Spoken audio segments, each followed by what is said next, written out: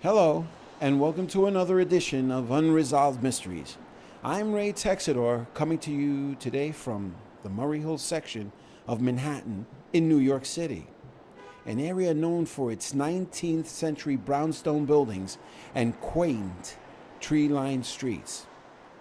Stretching from 42nd Street in the north, where you will see Grand Central Terminal and the Chrysler Building, to 34th Street in the south and the Empire State Building, 3rd Avenue to the east, and 5th Avenue on its western border, where you can cast your gaze on the main branch of the New York Public Library.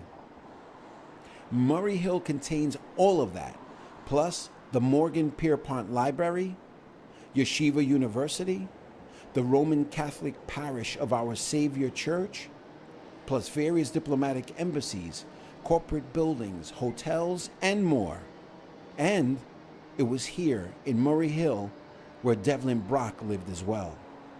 He was an artist who walked along this very street and all the others in this community, seeking perhaps the perfect lighting to render this impressive neighborhood onto canvas.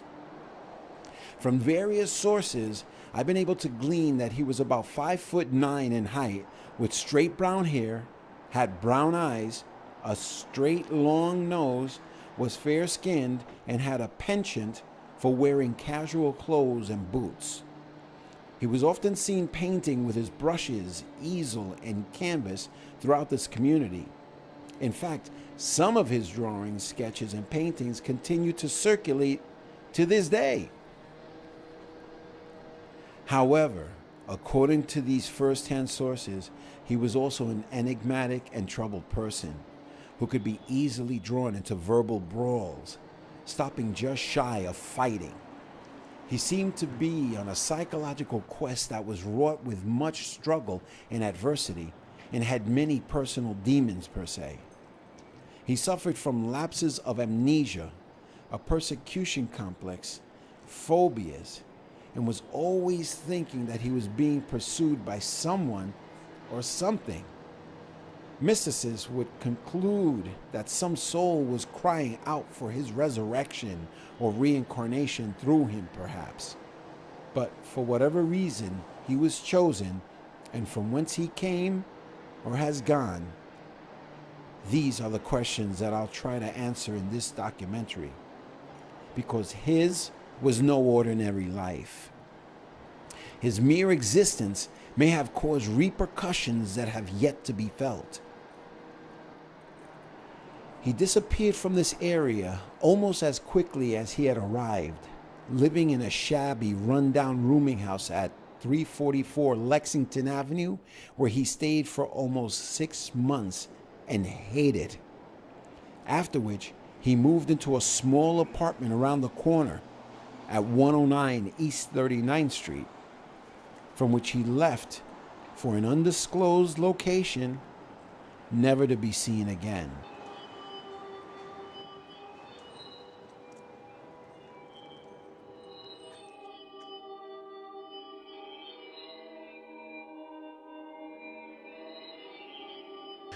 For many years now, I've known of 344 Lexington Avenue from my days working at Direct Delivery Messenger Service, who had an office on the second floor there.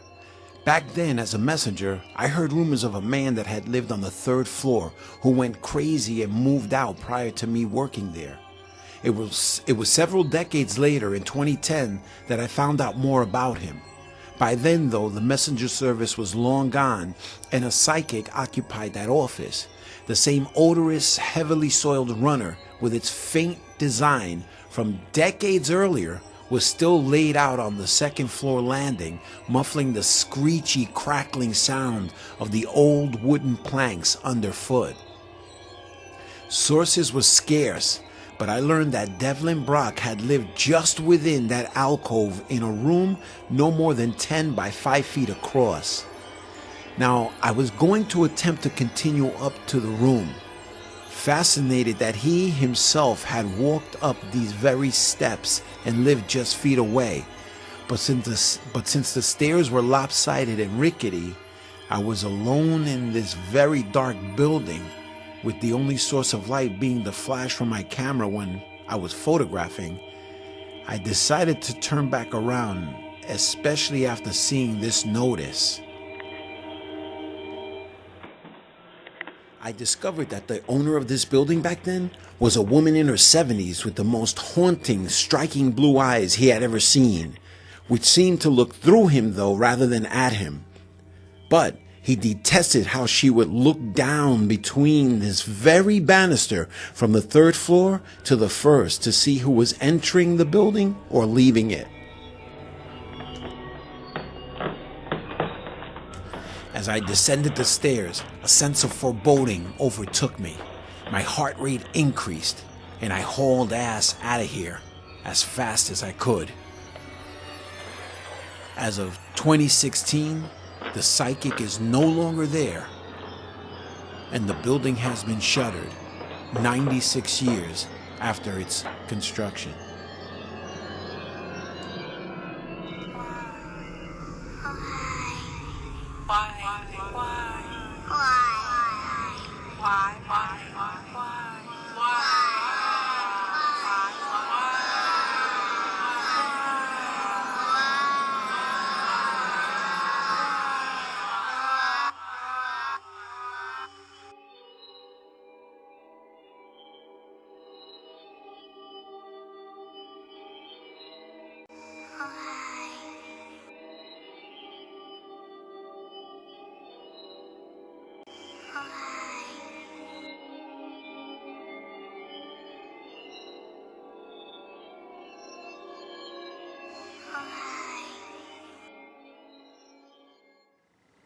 Back then, I got into the habit of carrying a camera with me wherever I went as a messenger. So when I was going from office to office, place to place, I was always taking photographs. Some of them you're seeing now.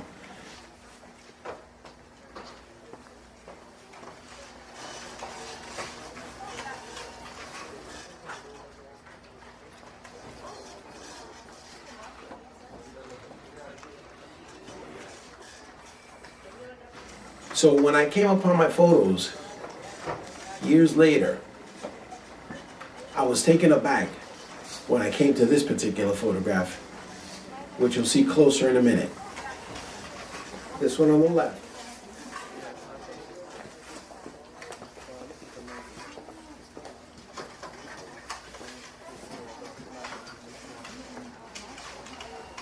And on the right, it's of the same building in 2013.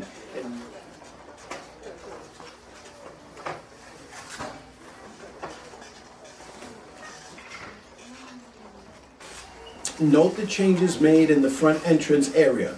I photographed the building back then because of its distinctive Queen Anne style. One of very few, if not the only one of that style in Murray Hill. But had I known then, being young and nubile, what I know now, I would have run and not walked away from there. Compared to the other place, this must have seemed like a palace to Mr. Brach. He lived here with a nurse named Elizabeth Brennan, who had been seen with him throughout the neighborhood occasionally when he lived also at 344 Lexington Avenue as well. It was her apartment here at 109 East 39th Street that he moved into. To some people, though, they appeared to look a bit odd. He with his full beard, mustache, khaki clothes, and boots, looking brusque and scruffy, and she a demure contrast with her nurse's uniform, auburn hair, green eyes, and white, semi-translucent skin. While asking around to get more information about her, I came up somewhat short, but did find out that she had worked at Bellevue Hospital Psychiatric Ward and was a nurturing and caring person. I discovered that Devlin kept an ongoing friendship with a Dr. Knickerbocker, who was frequently seen in the neighborhood with them both, but mostly with Devlin. He was more than twice Devlin's age and had an apartment at 150 East 35th Street between 3rd and Lexington Avenues on the 2nd floor. Now, It took a long time for Dr. Knickerbocker to get past Devlin's suspicions, from what I was told. But once that happened, they became close friends. However, the doctor disappeared from his 35th Street apartment around the same time that Devlin vanished from the area too, many years ago. But Elizabeth continued living at 109 East 39th Street for many years after that. Now, I was able to find this out through a stroke of luck when inquiring about Devlin, Elizabeth, and the doctor, that he had an assistant / housekeeper who no longer lived in the area, having moved long ago to another state. After much struggle, my source remembered that the assistant's name was something like Rami, R-A-M-I. She proved to be a wealth of information.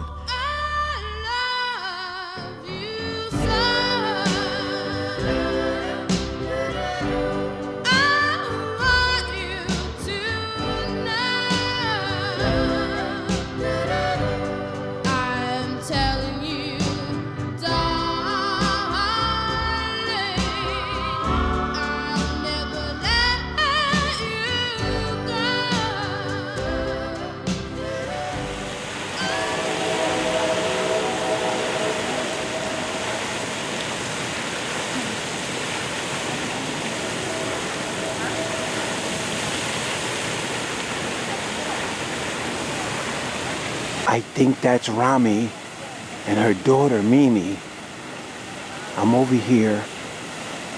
It's not New York City. They're in another state now, New Jersey.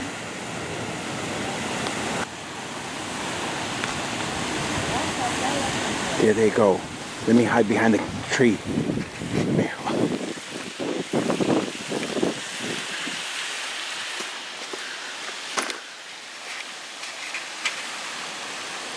Where are they? There they go.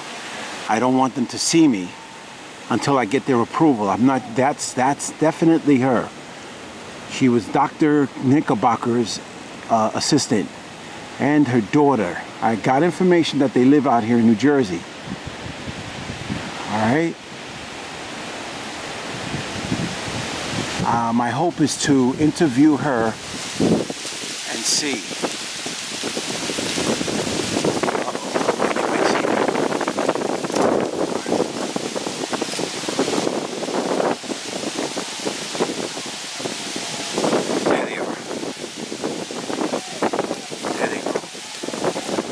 There they are.